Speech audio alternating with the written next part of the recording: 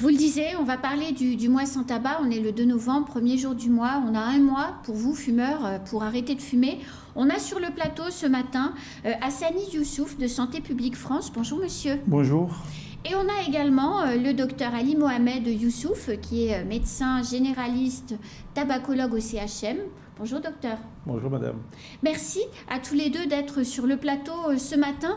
On va essayer de clarifier un petit peu tout ce que l'on sait sur le tabac et sur les meilleures méthodes pour arrêter de fumer. Alors déjà, docteur Youssouf, la première question que j'ai envie de vous poser, c'est pourquoi est-ce que le tabac est mauvais pour la santé ? Alors, le tabac est mauvais pour la santé pour plusieurs raisons. Ne serait-ce que regarder le nombre de mortalités liées au tabac. Qu'en France, on assiste chaque année à 115 000 décès par an. Et si on regarde tous les autres produits confondus, le tabac, c'est le produit psychoactif qui tue le plus. Plus que l'alcool, plus que la drogue. Tout à fait. C'est lui qui tue le plus. Et en matière de comorbidité, ça veut dire le problème lié au tabac est multiple, aussi bien pour la personne que pour l'environnement.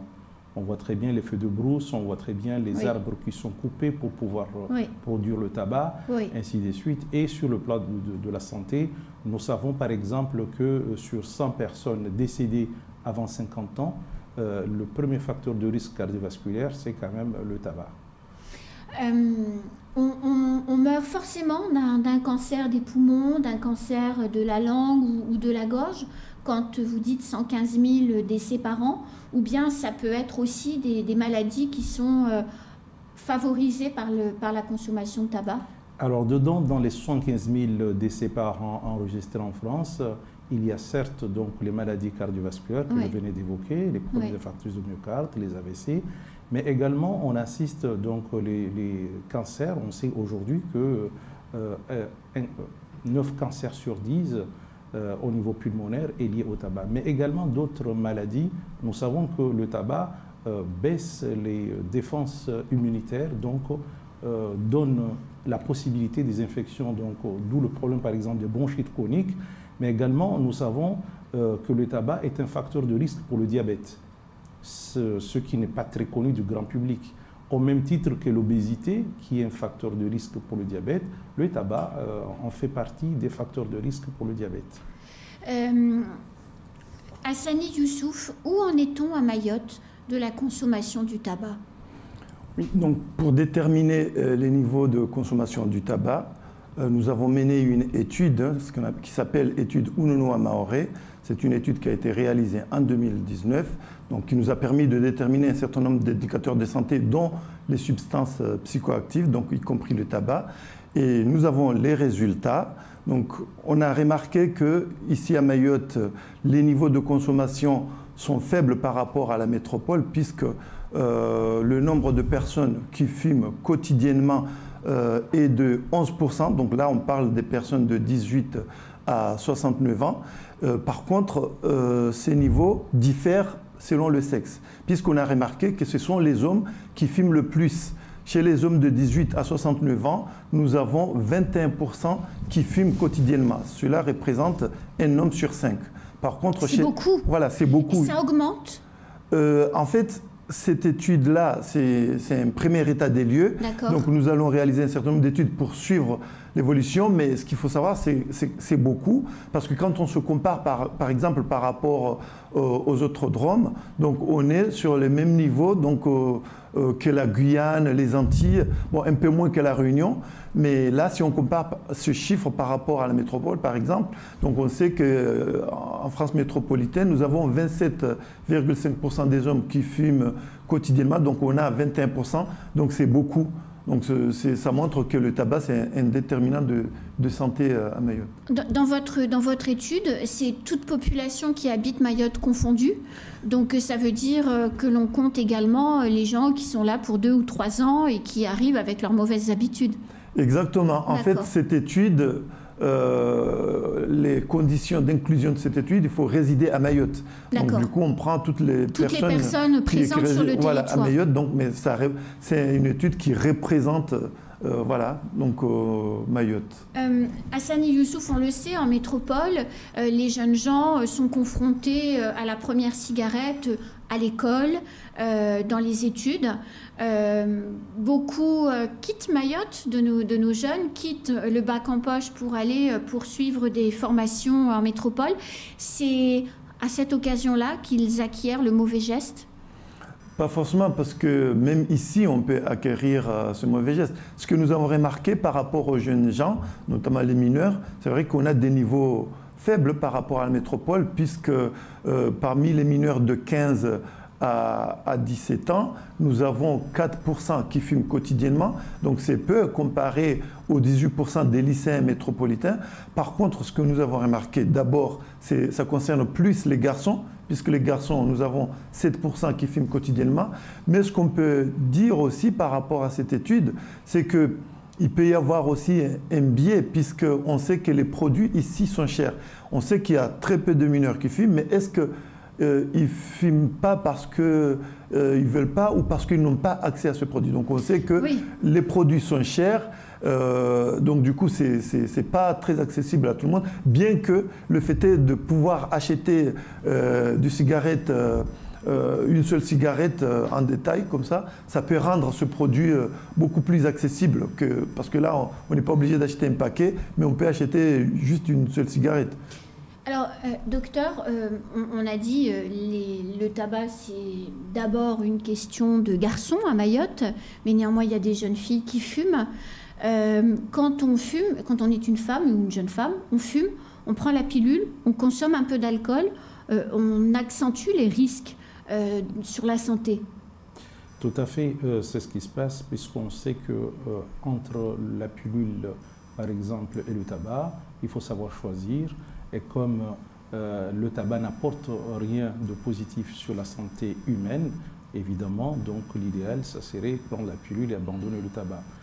Sinon, donc, on augmente les risques des maladies cardiovasculaires. Nous savons qu'à partir de 35 ans, si on fume en même temps avec le tabac, les risques sont multipliés de façon exponentielle. Quand on prend la pilule et qu'on fume à partir de 35 ans, c'est ça? Tout à fait. Donc, une des raisons qu'on est obligé de changer de pilule, et cela n'est pas aisé. Est-ce que le prix du tabac, messieurs, alors je ne sais pas lequel d'entre vous deux répondra, mais est-ce que le prix du tabac est un frein à la consommation de cigarettes? Autrement dit, on se dit non mais c'est trop cher, moi j'ai pas les moyens donc je le fais pas. Bon, en fait, comme je l'ai dit tout à l'heure, donc ça peut être un frein, mais le fait est d'avoir accès au tabac à l'unité, donc rend quand même le produit accessible. Mais effectivement, ça peut être un frein. En tout cas, c'est fait pour que justement donc, les jeunes n'aient pas accès au tabac. Parce que c'est trop cher. Voilà, parce que c'est trop cher, mais voilà, le fait est qu'il soit accessible à l'unité aussi. Ça rend quand même le produit accessible et que les jeunes, même s'ils n'ont pas beaucoup d'argent, ils peuvent acheter une cigarette. Alors, le mois sans tabac, c'est traditionnellement au mois de novembre dans notre pays. Cette campagne, elle se déploie à Mayotte depuis 6 ans, on l'a dit tout à l'heure. C'est quoi le mois sans tabac? Alors, le mois sans tabac, c'est d'abord une dynamique avec une motivation, je dirais, extrinsèque, en dehors donc du fumeur. C'est une dynamique donc de groupe qui fait que donc ça augmente le chance, si on arrive à arrêter de fumer pendant un mois, on a 5 fois plus de chances d'arrêter définitivement. Donc cette dynamique est favorisée par le fait que les dépendances comportementales sont réduites, étant donné que si on est dans un groupe et qu'on se décide donc d'aller dans ces démarches-là, à ce moment-là, l'effet de groupe va jouer. De la même façon que pas forcément que le groupe soit, je dirais, matérialisé donc autour de soi, mais ça peut être justement à l'inscription dans, je dirais, les plateformes de mois sans tabac qui sont très dynamiques, en particulier pendant ce mois sans tabac. Docteur, arrêter de fumer quand on consomme des cigarettes depuis longtemps, réellement c'est possible? Bien évidemment, c'est possible et c'est même une bonne chose, c'est une bonne initiative parce que le tabac, c'est d'abord un coût. Nous savons qu'un paquet aujourd'hui, c'est entre 10 jusqu'à même 11 €, ça va augmenter. Donc, et ça fait des économies, il faut calculer, par mois. Pour quelqu'un qui fume par exemple une cigarette, c'est la moyenne habituelle. C'est un paquet par jour. Voilà, c'est quand même 300 € dans l'année. Vous avez donc vite le calcul, c'est dans les 3 000... C'est une belle vacances. Voilà, c'est des vacances pour la famille. Très belles vacances pour la famille. Et pour soi, effectivement, à n'importe quel moment, à n'importe quel âge, c'est toujours bien d'arrêter. Le fait d'arrêter, ne serait-ce qu'aux 24 heures, on diminue la pression artérielle, donc on diminue également la souffrance cardiaque parce qu'il n'y a plus le monoxyde de carbone qui est à l'origine de la privation d'oxygène et donc on aère mieux, on va dire, les tissus dont le cerveau également. Donc ça enlève la fatigue, ça permet donc déjà d'avoir des gains. Ne serait-ce que 8 heures sans fumer, c'est déjà une bonne chose. Quand on est un fumeur et qu'on vit en famille ou en couple, quelles sont les conséquences de la consommation de tabac sur le conjoint ou les enfants? Alors là, vous évoquez le problème du tabagisme passif qui est quelque chose qui a souligné surtout dans notre département puisque les gens n'ont pas conscience que le fait même de ne pas fumer mais d'être souvent à côté d'un fumeur, on est exposé comme le fumeur donc à des maladies cardiovasculaires, à des AVC et chez le tout petit des problèmes d'otite et chez la femme enceinte c'est à côté donc des risques pour la grossesse et l'enfant qui va naître avec un poids qui va être inférieur à la normale, voire donc des morts subies de nourrissons dès qu'il est mis au monde. Donc fumer dans un endroit confiné est interdit par la loi, tout simplement pour protéger justement les non-fumeurs, parce qu'on sait que ça a des répercussions sur sa santé. Docteur, vous êtes tabacologue, donc vous connaissez tous ces mécanismes par cœur. Comment on devient un fumeur addictif? C'est-à-dire comment on passe de j'achète une cigarette pour essayer à j'ai besoin de fumer? Alors, cela dépend en fait des effets, je dirais, appréciés donc, du tabac. Le fait de fumer, le fumeur va découvrir que ça permet de relaxer, ça permet de donner un peu de force, c'est une croyance du moins, et ça permet également de stimuler la personne qui est un peu fatiguée. Donc ces effets-là de bien-être vont être la source donc de la consommation et on rentre dans un cercle vicieux. Où au début on fumait juste pour être dans un groupe, c'est comme ça que ça se passe parce qu'on commence à 13 ans. Le fait social. Voilà, c'est pas un moment où on cherche vraiment le plaisir. Et le fait qu'on découvre le plaisir avec ses effets, par exemple pour mieux digérer, etc., cet aspect comportemental va être source de consommation. Et le fait de répéter en stimulant le système de récompense, on rentre donc dans l'addiction. Et parmi les produits aujourd'hui qui sont très addictogènes, qui entraînent une addiction, c'est le tabac. Et comment on fait pour rompre cette addiction? Parce que c'est en règle générale une source d'échec, ce besoin qu'on a de fumer. Comment vous faites pour accompagner vos patients dans cette rupture de lien, en fait, de dépendance? Alors la première chose, c'est d'abord d'évaluer. Avec deux questions, on arrive déjà à évaluer le degré de dépendance physique, puisqu'il y a deux types de dépendance. Il y a la dépendance liée au fait qu'on a un besoin matinal dès qu'on se lève de fumer, mais il y a également la dépendance que j'évoquais tout à l'heure, comportementale, c'est le fait d'associer l'usage du tabac, par exemple après avoir mangé ou en allant aux toilettes. Ça, c'est l'aspect comportemental. Donc, l'aspect physique, deux questions nous permettent donc de savoir si la personne est liée fortement à travers la nicotine au tabac. C'est le fait que dès qu'on se lève, avant 1 heure, on fume. Donc, et cela, on peut graduer. Moins de 5 minutes, on le donne à 3 points. Entre 5 et 30 minutes, c'est 2 points. C'est entre 30 et 1 heure, 1 point. Au-delà d'1 heure, on estime qu'il n'y a pas une forte dépendance. Là, c'est le premier point. Et quand au bout de 5 minutes, on a pris la cigarette, là, c'est pas bon. Oui, c'est pas bon. Ça montre qu'on est très lié. Ouais. Ça veut dire que le fait qu'on n'a pas fumé toute la nuit, la nicotine qui était emmagasinée dans le corps est complètement disparue, dégradée par notre corps. Donc, ce qui explique que plus le temps de la dernière cigarette par rapport au réveil est long, plus on va s'engouffrer dès qu'on se lève vers le tabac si on est dépendant physiquement. Cela ne veut pas dire que le fait de ne pas s'engouffrer, il n'y a pas une addiction. Si, quand on a lié le comportement de la personne, soit en prenant du café, on a besoin de cigarettes, etc., donc la personne est aussi addicte, mais d'une autre manière, pas vraiment physiquement, mais psycho ou comportementalement. Et comment on fait pour arrêter? Comment on fait pour couper ce lien de dépendance physique ou ce lien de dépendance psycho-comportementale? Alors aujourd'hui, il y a plusieurs outils, dont le premier, en tout cas médicalement, c'est la substitution. Ça veut dire le fait d'appliquer une patch, étant donné qu'on remplit en permanence donc, les récepteurs au niveau du cerveau de la nicotine, le corps ne ressent pas le tic-tac de je fume, je m'arrête, je fume, je m'arrête, parce que c'est cela qui entretient donc l'addiction. Le fait de fumer, et quand ça disparaît donc la nicotine, le deuxième moteur qui fait que je recherche la cigarette pour apaiser ma souffrance va faire en sorte que je suis obligé de fumer pour me sentir à nouveau correctement, sinon je souffre donc d'état de manque.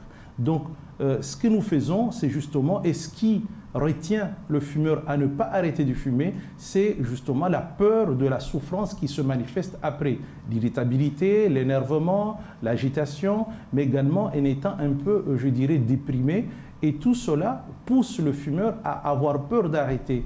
Or, avec l'usage donc de les patchs et donc les pastilles, donc autrement dit, donc les substituts nicotiniques, la personne est apaisée, ne voit pas cette souffrance et ça se passe très bien. Et on réduit progressivement les quantités jusqu'à ce que le corps n'en ait plus besoin, c'est ça? Tout à fait. Si vous voulez, le fait d'inonder les récepteurs donc, de nicotine, et quand l'un, je dirais, la nicotine qui était donc, au niveau des récepteurs est enlevée, une autre donc, prend la place, le système comment dirais-je, le système de récompense va se mettre donc à s'endormir, et on peut, au fur et à mesure que le récepteur diminue, donc diminuer la quantité, et c'est comme ça qu'en 3, au maximum 6 mois, il n'y a plus donc la dépendance physique. Par contre, il reste l'aspect comportemental qu'on doit justement gérer. Et comment on gère?